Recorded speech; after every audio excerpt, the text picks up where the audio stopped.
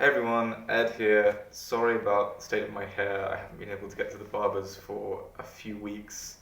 I wanted to talk today a little bit more about incorporating video into learning technologies. So there's lots of data that says that teachers love using video and that students have come to expect it as part of their learning. So as classrooms become increasingly digital, and of course many are completely digital these days, we're looking at a number of different approaches to keep these tools feeling fresh, engaging and interactive. So, approach number one is simply incorporating rich and relevant videos into online lessons. Students across the learning spectrum will have something to gain from videos that clearly introduce a topic, that explain a concept, or add real-world context.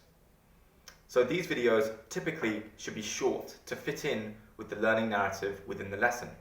Say you're teaching a subject like climate change, you might want to add an introductory explainer video, some real-world context, and some extra thoughts for students to take away. So, approach number two, flip the classroom. Flipped learning is everywhere, we hear about it all the time, and it could not be set up more perfectly for video. Sending a student a video before a group session will allow them to form opinions and nurture ideas they can later bring to the class. Aside from the topic itself, this is also a great way to teach students how to debate concepts, to communicate their ideas, and structure a clear argument. Approach number three, which is videos created by students. What better way to test students' understanding of a topic than by giving them their very own video assignment?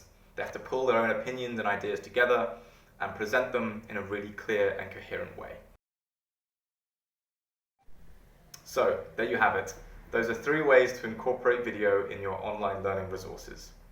Providing the tools to discover, create, and share rich and relevant video is a surefire way to keep teachers and students connected and engaged wherever they may be.